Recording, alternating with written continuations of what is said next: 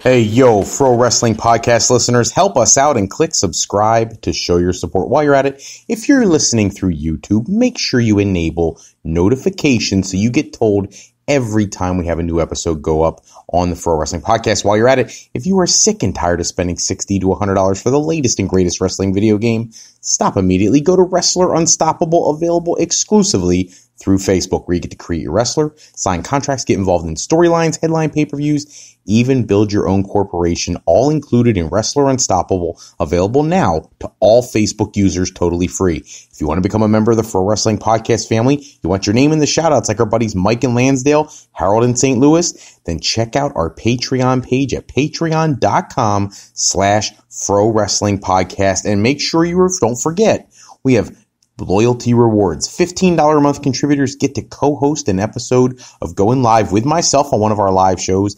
And for our $7.50 a month contributors, you get entered into a drawing to also co-host an episode with myself. Hello, everybody. Welcome to this episode of the Fro Wrestling Podcast. If you have questions, you have comments, anything that you would like us to address in one of our episodes, make sure you do one of two things. If it's a live show, one of our Going Live episodes on a Saturday night, call in through whatever streaming service you use to listen to the podcast. Type your questions in there. It comes directly to me, and we can get your questions, comments right on the show. If it's one of our offline shows, you want to just send us some questions, or you have some topic you really want us to talk about, send it to us through the Fro Wrestling Sound Off line. 267-642-1160. Call into our talk to text service. You talk, it texts it to me, and I will get to as many of those as I can on a future episode. Make sure, though, if you send us questions, tell me who you are so I can give you credit for your questions on the show. Don't forget, if you're new to the Fro Wrestling Podcast, check out our homepage, frowrestling.com. You can preview all the topics coming to the Fro Wrestling Podcast. It's a great way to come up with questions for us. And while you're there, couple things. One, check out my editorial pieces on Infro's Corner. The latest article on there was how I would book WrestleMania if I were booking for WWE. Also, if you love independent wrestling, you're looking for something that's an alternative to WWE, you don't want to go to the big show, you want to go to a more personal, a more intimate setting, we have an entire page of independent wrestling events located at frowrestling.com. Click the tab at the top of the page for indie events, and you too can check out some of the incredible action coming to an area near you. Tonight's episode, lots of things to get to. One, we have little tidbits that trickle in throughout the week that we don't always get to do an episode right away when they break news, so we'll address some of those tonight, as well as some of the things going on right now. As we are recording this episode, SmackDown is on right now. We just got the official announcement that The Miz will face Shane McMahon at WrestleMania 35. Like, all of us didn't see that coming back in November, which is kind of becoming a repetitive issue I'm having with this year's WrestleMania. Batista versus Triple H. The Randy Orton versus AJ Styles match has been rumored since December. The Women's Tag Team Championship, including some kind of returning legend, which now it looks like is going to be Beth Phoenix. Just all of the stuff that goes into WrestleMania. Here's my frustration. They talk about how WWE starts planning WrestleMania all the way back and say, April, May of last year.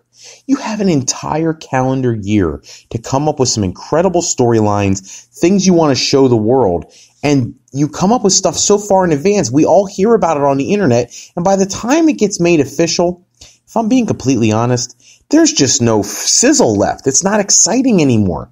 We've all known that Shane and The Miz were going to split up. We all knew that Shane was probably going to be the heel and The Miz was going to be the baby face. It's old news. We've already known that AJ Styles wasn't going to be in the world title picture, so they had to give him a sizable opponent he's never faced before, and in December was the first time I saw rumblings that it may be Randy Orton. We knew that Kurt Angle's ring career was coming to an end, and let's be honest, one of the topics for tonight's conversation is one, WWE, it was reported earlier this week, was really trying to phase him out, possibly without even letting him go to WrestleMania. They wanted to get him out of the ring because he's not as fast as he used to be. He can't go as well as he could back in 2006, is I think what he referenced in his backstage interview. And the reality is it's like, who do you put him against? There was a report out last week that John Cena, his WrestleMania opponent, they were planning on having it be Samoa Joe, which is something we've kind of been waiting to see for a while. Cena and Samoa Joe way, way, way back in their UPW days, which I'm talking pre-WWE for John Cena and pre-Ring of Honor for Samoa Joe. They had a great series of matches in UPW, and, that was what led to some of the tryout matches with WWE and whatnot. If you look back on YouTube, you can find Velocity and Sunday Night Heat matches with both Samoa Joe and John Cena where they were getting tryouts. They've had a long, long history, and I was kind of looking forward to that. Now the word is it may be John Cena that faces Kurt Angle in this retirement match that they announced last night. Don't get me wrong, I'm okay anytime John Cena steps in the ring with Kurt Angle because I think the two of them both want to deliver a high-quality performance, but the reality of the situation is they really botched this. And in some ways, it's a good thing they messed it up. And in other ways, it's kind of frustrating. I'll give you the upside, then the drawback. The upside to how they've messed up WrestleMania booking this year is that Kofi Kingston, who a year ago, if you told me he was even going to be considered for a WWE main event level match at WrestleMania, I'd have laughed at you. And now here we are a year later, and Kofi Kingston, who has absolutely incredible talents and has been overlooked for the better part of the last 8 to 9 years, is finally going to get a chance, it sounds like, to be a main eventer. And he deserves that. He is incredible, and he has brought so much entertainment to WWE. So the good side to the way they've booked WrestleMania is, and it's kind of fell in their lap, is that Kofi Kingston has gotten over so organically with the crowd that I think Vince, because that angle they ran at the beginning of the year about how we're listening to our fans and blah, blah, blah. You can't convince me Vince McMahon wants Kofi Kingston as the face of WWE. But I think he's smart enough to figure out with All Elite Wrestling and Ring of Honor and New Japan and Impact Wrestling and all these companies putting so much effort into changing the business that he has to start listening to what the fans want. And so we find ourselves in a situation where Kofi Kingston has an opportunity potentially to go to WrestleMania and face Daniel Bryan for the World Championship. But at the same time, there are dream matches that will never take place now because they drag their feet. They don't let them happen. And let's be honest, one of those dream matches was going to be Daniel Bryan against Kurt Angle. People have been asking for that since before Daniel Bryan returned from his concussion issues and before Kurt Angle returned to WWE. They've been saying it for years. This would have been a great way for Kurt Angle to ride off into the sunset. One last main event dream match level match against Daniel Bryan, and we won't see that now because Daniel Bryan's going to be going against Kofi Kingston, albeit a great match against Kofi Kingston, and if I was booking it, I would have Kofi win, but that's not the point. The point is that you can give Kofi Kingston his moment whenever you choose. They could have easily given it to him at a previous pay-per-view, or they could give it to him at SummerSlam. But this is Kurt Angle's swan song. It's his last match, and it should be against a premium opponent in a dream match scenario. We've seen Cena and Angle. Like I said, I love seeing him in the ring, but we've seen that before. We've seen Kurt Angle against just about everybody that can be named, whether it's in WWE or in TNA or in that little tour he did of all these independent companies before coming back to WWE. So who's left for Kurt Angle? There's not a lot. But the Daniel Bryan match has never, ever happened. That would have been a marquee match, a dream match, a once-in-a-lifetime match, and we won't see that now. And that's courtesy of this almost like forced retirement that WWE's pulling on Kurt Angle. When you look at the rest of the news for the week, there's a lot going on. Tomaso Ciampa, as many know, injured. He had neck surgery. This is going to throw the whole card for NXT TakeOver all over the place because they had the plan for him to go against Gargano for the NXT Championship. Obviously, at this point, the word is he's out between 6 and 14 months. So you can't let the NXT title sit there and do nothing. It's not the Universal title, which we can let sit around and do nothing for the better part of 3 years. We can't do that with the NXT Championship, so they're going to have to take the championship away from him. Now, this is what I hate about WWE booking. Brock Lesnar doesn't have to show up ever, and he keeps his championship. But you guys, the listeners of this podcast, voted Tomaso Ciampa as Wrestler of the Year in our End of Year Awards 2018. The guy that you guys appreciate the most, they're going to have to strip of his championship. Now, logic would say that Gargano will probably win the championship in some kind of match at NXT TakeOver, probably like a 6-man ladder match like they did last year. Which, don't get me wrong, the match has a lot of potential, and it sounds like a great opportunity to showcase multiple talents, but it's kind of been done before because of the North American Championship last year, and with all these call-ups and all the shuffling of talent, it leaves the NXT Championship kind of hanging in limbo. So we're going to have to keep an eye on that and see what they do with this. It's really, they've booked themselves into a corner with all these call-ups that, it's almost like a demotion if you're the guy who gets the NXT Championship because you were just sent up to the main roster, now you're sent back down. Or do you use this as a way to elevate somebody else? Do you give it to Gargano because he's an obvious choice? Or do you go with a Keith Lee or a Donovan Dijak or whatever his NXT name is? I'll never remember that. Dijakovic or whatever. Do you go with that? Or do you bring in somebody that totally blows your mind and do you have a shock surprise appearance and have someone like Kushida win it? I'm not sure how you book it. The word is, I even saw on Twitter this evening, Dave Meltzer replying to a fan question that Kushida is booked as a surprise appearance at TakeOver, but that could have changed 50 times by now. So, what do you do? The NXT Championship has garnered a lot of prestige and is very much respected in the industry already in its short history. So you want to do something that works very well for it. I just hope WWE Creative can come up with something quick, considering they had a year to book WrestleMania and they kind of dropped the ball on that. Some other WWE news this week, Robbie E., former TNA talent, Stokely Hathaway, who has performed with Ring of Honor and other places, great manager, also an in-ring talent, and Cal Bloom. If you don't know who Cal Bloom is, his father was Wayne Bloom, one of the Beverly brothers, and he was also part of the AWA Tag Team Champions, the Minnesota Wrecking Crew number 2 and Destruction Crew. He always had some stupid name for the tag team. He teamed with Mike Enos for many years. It's his son. So 3 talents. Now, Robbie E., I'm actually very excited about.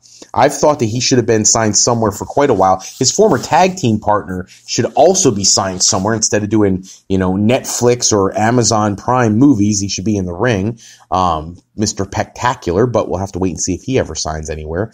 But I'm glad to see Robbie E. getting a chance, and I love seeing Kevin Owens come out on Twitter right away and endorse Stokely Hathaway as being an incredible talent. He is, too. If you've ever seen anything that he's been on, any of the shows, he is really good at inciting real white heat from the crowd and doing a great job. So it'll be interesting to see how these 3 work into the WWE equation.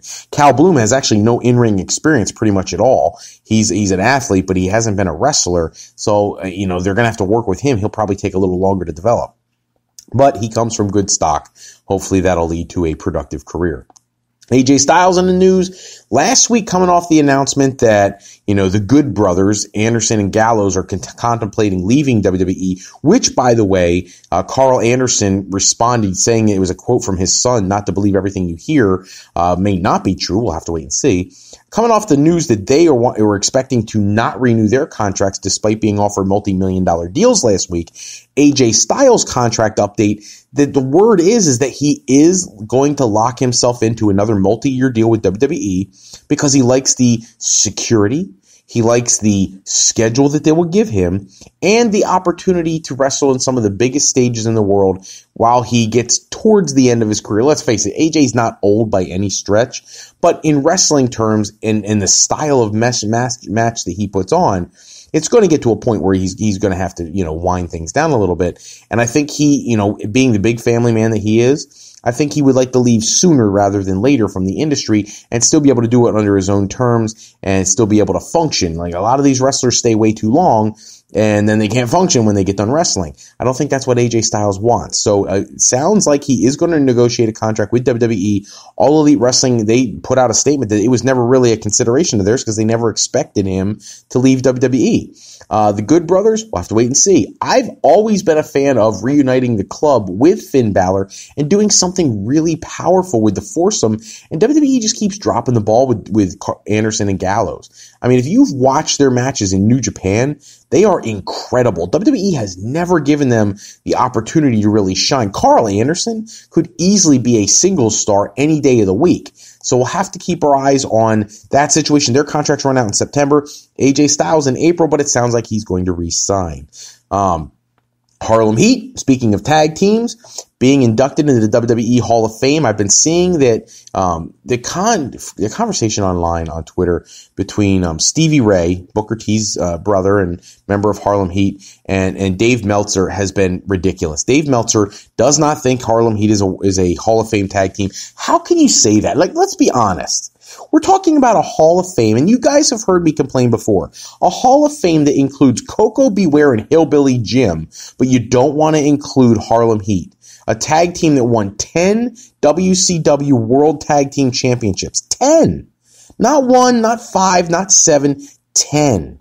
When you win that many tag team championships, yes, you belong in the Hall of Fame. Stevie Ray may never go down in history as being the greatest technical masterpiece in the history of the business, but you know what he is? He was a solid tag team wrestler with an incredible, technically skilled tag team partner, and they entertained the fans, and they did it against some of the best tag teams in the history of the business. The Road Warriors, the Steiners, Hall and Nash. You name it, they went against them. And so, yes, they deserve the Hall of Fame. Congratulations to Stevie Ray specifically. Booker T's already a Hall of Famer. Stevie Ray deserves to be. And it'll be really fantastic to see them on stage receiving the accolade they deserve. Independent superstar Shane Strickland was saying farewell over the weekend to the independent crowd. He is WWE bound. WWE just keeps bringing in these killer marquee indie stars, and hopefully they find a way to showcase the crap out of him because he's an incredible talent. Something it's going to bolster their I don't want to say their 205 Live, but their NXT and NXT UK talent pool will be even richer with somebody like him on the roster. I don't foresee him being somebody who's going to go toe to toe with Seth Rollins or Roman Reigns or something of that nature, but definitely could go toe-to-toe with Ricochet. He could hang for the NXT Championship or the NXT UK Championship or something of that nature. And he's really great in the ring. If you don't know anything about Shane Strickland, look up some of his matches online. You'll see what he's able to do. Hulk Hogan in the news this week, speaking about his WWE status. It was almost sad to read because he thinks that he still has the heart of a 20-year-old, but his body just won't let him go. 10 surgeries, hips, knees, neck, back, all this stuff. He can't do it in the ring, and he really would love to. I know he feels very confident he's going to have some kind of ambassador-type role with the company, and more power to him. I'm okay with that. But it's almost sad to hear how much he would love to be in there helping the younger talents get over, and he just can't. So he's in-ring competition. Sounds like it's an official retirement. He's not the only one. We just done talking about Kurt Angle's going to be leaving, Hulk Hogan leaving. John Cena's pretty much on his way out. Batista on Monday night talking about how he wanted this to be his last run. He's 50 years old, so this will probably be his last go-around, possibly Triple H's last go-around. And it was announced on Total Bellas that Brie Bella is retired. Apparently, when they filmed the episode right before Evolution, she stated that after Evolution, she was going to retire, and we haven't seen her since. And it sounds like she just wants to focus on being a mom. They're going to move back to Arizona, she and Daniel Bryan, and she wants to be a mother. And more power to her. They've done really well for themselves. They're very financially successful. They have all the security they need. Why should she continue to put her body through something if she can go home and really lead that motherly life that she wants? Somebody coming back to ring action, Luke Harper over the weekend showing up at the WWE house show.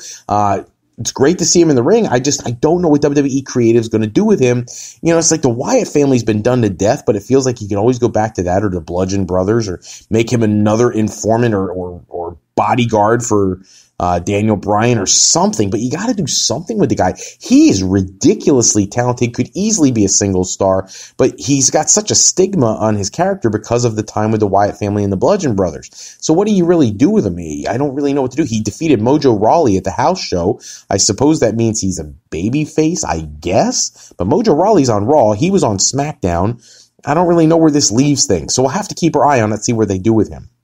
Ethan Page in the news, re-signing with Impact Wrestling, a new 2-year deal. That is something Impact Wrestling has been making a real push to get as much talent locked up as they can, and it's a beautiful thing. You know, with all the excitement about All Elite Wrestling and WWE offering bigger contracts, Ring of Honor locking people in, it's good to see that Impact Wrestling has confidence in their program, that they're going to try to put people in positions where they can stay with the company long-term and build around their talent.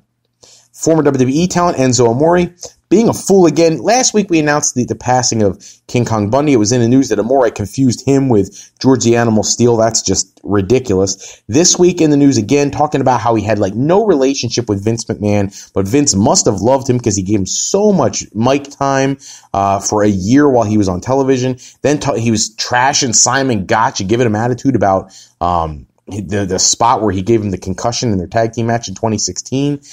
Just all this ludicrous stuff. Like, Enzo, if you're done with wrestling, move on. Just move on. Just stop talking about it. Real one, go do what you want to do. Go do your rap career that is god-awful, but whatever, you like it. Go do that. But in the end, if you still want to be a part of wrestling, great. We'll welcome you back with open arms. You were found innocent. Charges were dropped. You apparently did nothing wrong. So if you want to come back, come back. But if not, drop all the wrestling bit, okay? Because it's old. Jushin Thunder Liger, we were going through all these announcements of people at the end of their careers. He is one of the greatest cruiserweights, light heavyweights, whatever you want to call it, in the history of the business, announcing that at the Tokyo Dome, probably Wrestle Kingdom, will be his last match in 2020. He will be retiring. Such a sad announcement, but one that's long overdue. He's over 50. He still goes in the ring and tears it down with some of the cruiserweights of the era, the light heavyweights of the era. And what an incredible talent. It'll be great to see him get a proper send-off. And I'm glad he's announcing it now. So this rest of this year, he could have matches with people that he could really pass the torch to and give the rub to some of the younger talent. Other tidbits for the week. Jeff Jarrett joined the WWE Creative. We heard about that late last week, but then we find out that Lance Storm is joining the creative team for Impact Wrestling.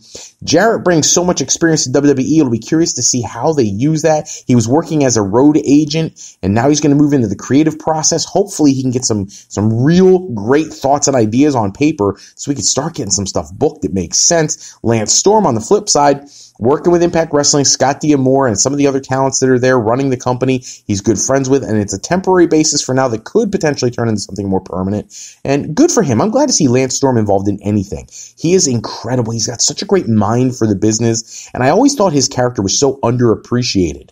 So we'll have to keep an eye and see how that impacts the Impact Wrestling brand, no pun intended. Access Television renewed Women of Wrestling for a second season. They got decent ratings. You've got a great talent pool. Jeannie Buss is trying to really put her oomph behind that product, and I'm hoping it grows. Let's face it, the women's revolution in WWE is great, but a brand built around the women by themselves being successful would be a great, great way to really bring more attention to female wrestling. Now, look, there have been other companies, Glow, Women of Wrestling, and things of that, a former version of Women of Wrestling, Ladies Pro Wrestling. All these other companies have come and gone. Hopefully this one sticks around because it sounds like Jeannie Buss is doing a lot of things that other people haven't done to really make it successful, and I wish them nothing but the best. In WWE news today, WWE will not be releasing WWE Crown Jewel on DVD, the controversial pay-per-view that was, shunned by a lot of the political elite in the United States because of the death of the journalist Khashoggi, who was supposedly done at the hands of the Crown Prince of Saudi Arabia, and WWE went and did the show anyways. It was Shawn Michaels and The Undertaker and Kane and Triple H's last match together, and apparently people will never see that on DVD because they're not going to release it because of all the controversy surrounding the Khashoggi murder. So, WWE, they put all that effort into it. They got the payday, but the fans who want to have like that Shawn Michaels match on DVD, a WWE issued DVD, not a YouTube download or something, not going to get it because they're not going to put that match out on DVD. Maybe it'll be a DVD extra at some point. I'm sure you can watch it as many times as you want on the network. It's just not the same if you've been collecting the DVD collection. I wanted to talk briefly about the WWE United States Championship and the Intercontinental Championship. I'm getting frustrated that we pass these belts around like they don't mean anything. The United States Championship since the start of the year has been transferred from, Rusev or Nakamura to R-Truth, Rusev, R-Truth, Samoa Joe.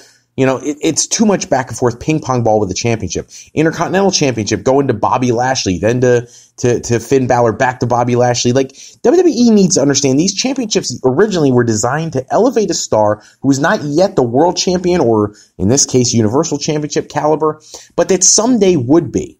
The Randy Savages, the Ricky Steamboats, people like that. They would get that belt and it would help elevate them into main event programming. And they're not doing that when you're just transitioning the belt like a ping pong ball. And I really would appreciate if WWE would think about the long-term booking of their championships, because let's face it, that's what they need to do. Is if you want to get better booking of your storylines, start booking your championships with more meaning. Make it so that it's something people want to fight for because it has prestige and reputation. United States champions of history years gone past, Ric Flair, Ricky Steamboat, Greg the Hammer Valentine, Rowdy Roddy Piper, Dusty Rhodes, Magnum TA, Nikita Koloff. Those people, Barry Windham, Lex Luger, they cared. That belt meant something. It means nothing right now. It's a glorified paperweight. The Intercontinental Championship was always a stepping stone for the most technically skilled wrestler in the company. I like Bobby Lashley. I do. I'd love to see him in a program with Brock Lesnar. He's not an Intercontinental Champion. He's not a technical masterpiece. Why is he carrying the Intercontinental title? Putting it on Finn Balor I thought was a good idea. And then they take it off him after like a hop, skip, and a jump. What are we doing? Final topic of the evening, the Destroyer Dick Buyer passes away last week at the age of 88. Sad news lately. I hate it when we lose so many so close together. Another guy who, if you look at the time period when he performed, really, his character, he was a masked guy, and fans didn't know what to think when he would come out and he would scare the kids and all that. And that's just cool old school wrestling. That's something that is kind of like a lost art form. Sad to hear of his passing. He had so many classic matches with so many different people. In different territories, sometimes had to use different masks and whatnot. And even as recently as only a couple years ago, was on Championship Wrestling from Hollywood doing some spots here and there. Just a great face for the wrestling business, or lack thereof, in face in wrestling business. And sad to see anybody go, but well wishes and prayers are with his family in this time of need. That's all the time we have for this episode. Check back with us next episode. We'll run down the latest wrestling news and rumors. Special thanks, as always, goes out to bensound.com and purpleplanet.com. You get to produce all the music and sound effects used in our shows. Today's podcast was sponsored in part by Beazle Games. Bringing a new friend to family game night is easy with sketchy people. Showcase your artistic side in this new game from Beazle Games by going to frowrestling.com and clicking the icon in the middle of the screen to pick up your copy today. And to alleyrepair.com. Contact Alley Repair today for servicing of all your classic skee-ball, pinball, and arcade game needs. If you're looking for your next career move, you're considering college, university life, you just need some formal training for your next career decision, go to our sister website at frolifeplanning.com for all your higher education needs, as Fro Life Educational Planning is for today, for tomorrow, and for life with Fro Life.